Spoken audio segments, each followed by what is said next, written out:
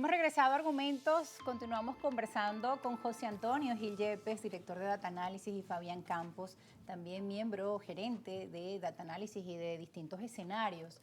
Estamos conversando sobre la situación actual en nuestro país y las perspectivas para este año 2026. El tema económico es uno de los puntos álgidos en los que todos tenemos la atención y también se comentan muchas cosas, como ustedes decían, hay ruido, hay preguntas, inquietudes. Otro de los temas que también nos han estado consultando a través de nuestras cuentas en redes sociales es el tema de una posible dolarización en Venezuela. ¿Es esto viable, una dolarización en nuestro país, o tener un sistema multimoneda, Fabián?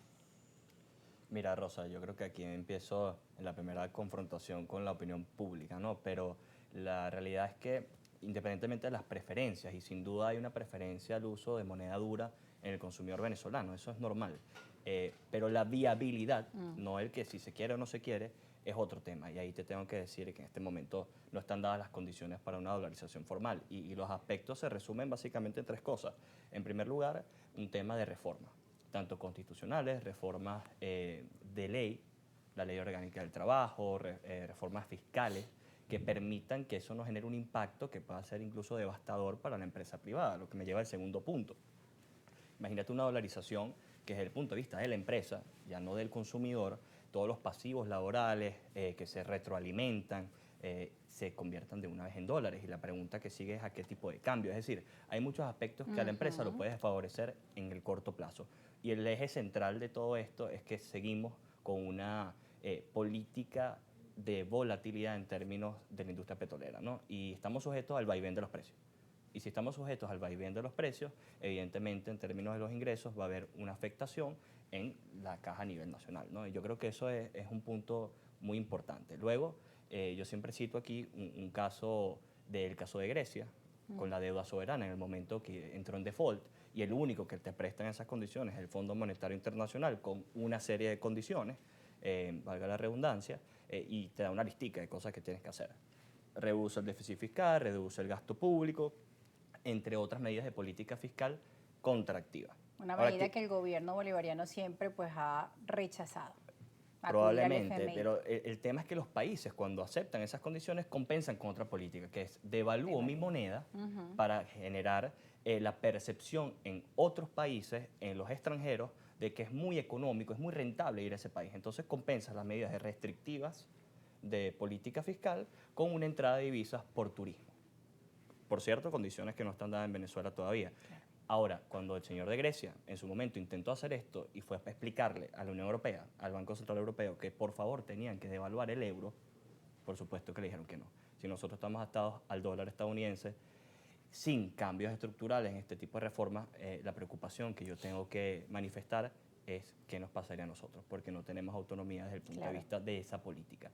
Ahora, lo estructural es un tema que estamos sujetos todavía por la dependencia de la exportación petrolera a los vaivenes en los precios del petróleo.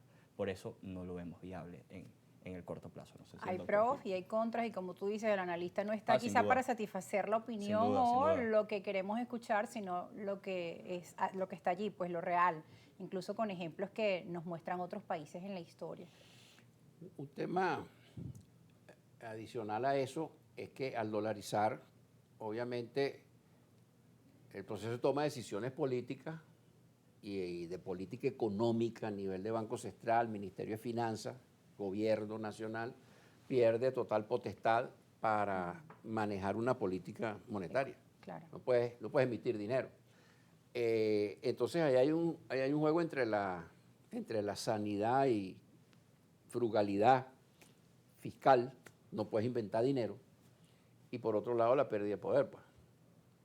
Y la pérdida de poder tiene dos caras. Tiene la cara negativa, que es, bueno, no puedes hacer nada, y por el otro lado tiene la cara positiva, que es que se abusa de ese poder y se crea dinero, lo que llamábamos tradicionalmente inorgánico, un dinero sin respaldo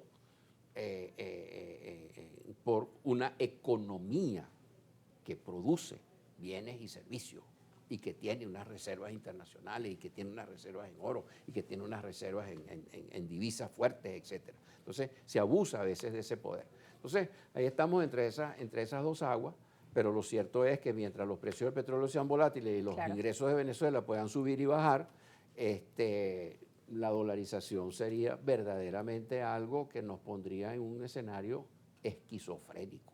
Es inviable, pero quizá mantener sí un sistema multimoneda, entre quizá los argumentos a favor, lo que pasa es que también, digamos, desde el punto de vista de pues, la población, lo que no quieren es sentir que sus bolívares o que las entradas de su ingreso se pierdan o que tienen que estar buscando la forma de cómo cambiar, si comprar USDT o, digamos, es difícil para la población venezolana sentir cómo crece la inflación, cómo el bolívar continúa depreciándose, entonces quizá por eso piensan en la dolarización como una alternativa que quizá pueda favorecer. No, y yo creo que se entiende perfectamente el origen, ¿no?, de esa preocupación. Y de nuevo, la preferencia del consumidor probablemente, si nos trasladamos a su lugar, sea tener ingresos en moneda dura, pero la dolarización como tal no te resuelve un tema de ingreso, no te resuelve un tema de salario, eso está atado a la productividad.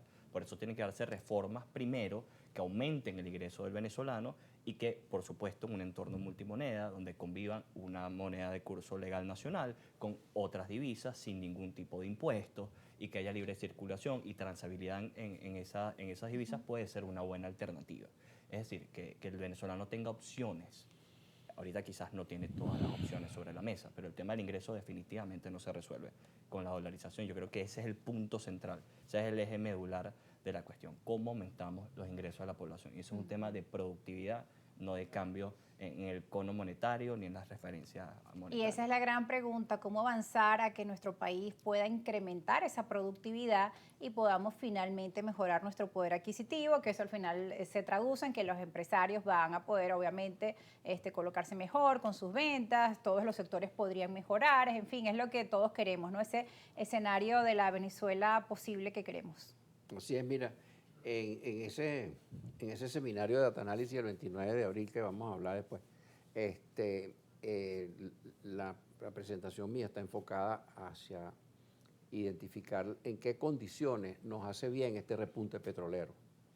Este repunte petrolero lo que nos está sacando es de un escenario donde se desmontó el rentismo, que era el mecanismo mediante el cual se empujaba la economía, a través del gasto público, no a través de la inversión privada.